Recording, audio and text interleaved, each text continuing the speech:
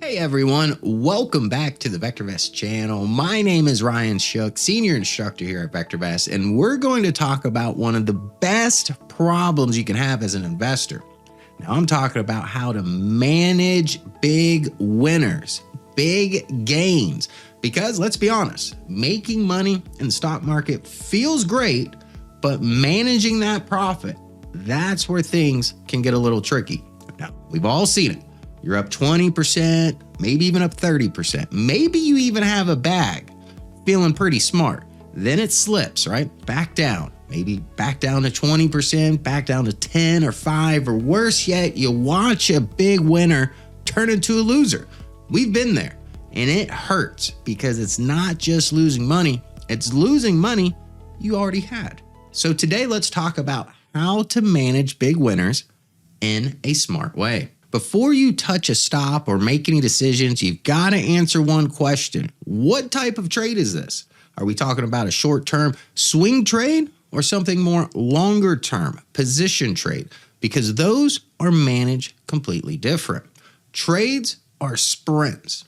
Position trades are marathons.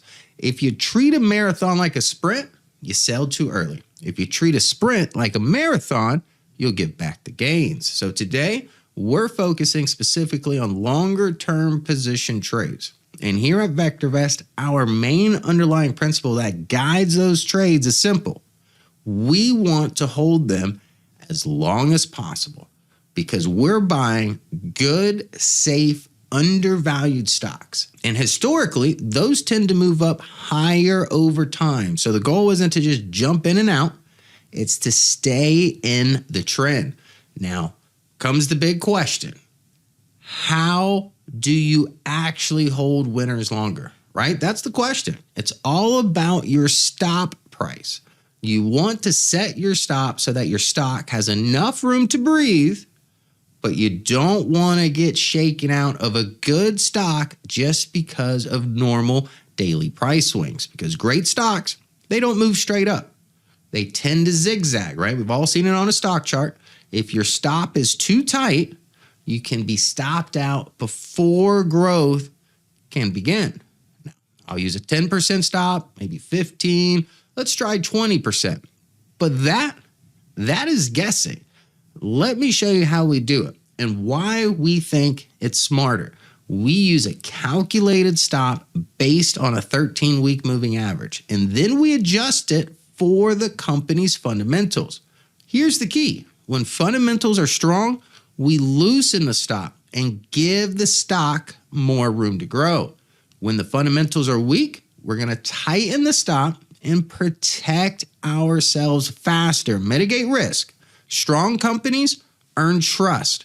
Weak companies get less patience. It's not emotional, it's logical. Take Micron Technology, ticker MU. When memory chips and AI demand heated up, Micron had strong earnings, strong growth, strong fundamentals. So what happens? We loosen the stop. We give it breathing room because strong stocks will naturally pull back a little before continuing higher. If you choke it with a tight stop, you're out early. But if you give it room, you stay in the move. And that's how you can catch those 30%, 40%, or even bigger runs. The goal isn't to predict every wiggle. Now compare that with something more speculative, like Circle Internet Group, ticker symbol CRCL.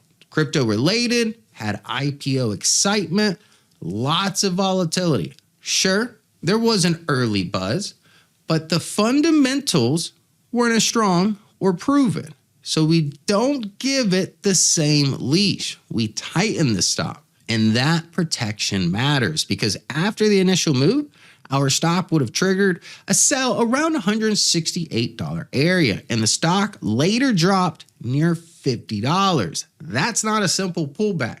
That's a cliff, and that's exactly why weaker stocks get tighter protection.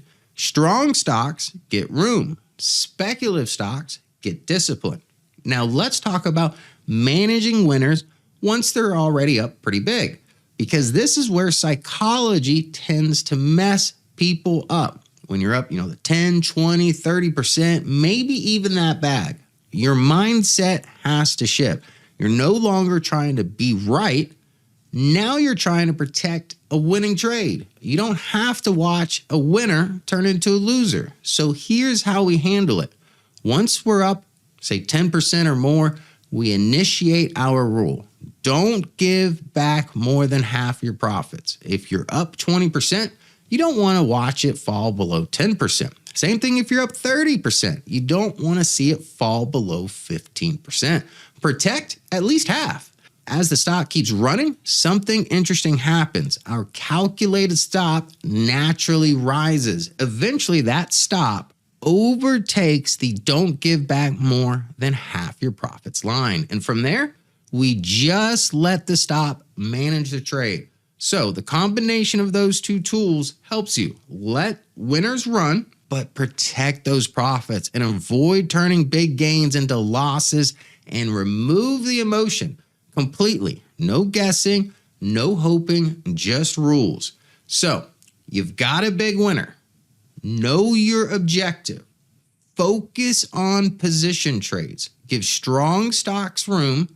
Tighten stops on weak ones. Lock in gains once you're up 10% or more. And don't give back more than half your profits. Simple, but incredibly powerful. Now, if you'd like to see what our recommended stop is for your stock, start with a free stock analysis report. You can run any ticker and instantly see our ratings and guidance. If you want the full experience, the stops, the signals, and tools we use every day, check out the Market Launchpad trial. Both links are in the description below.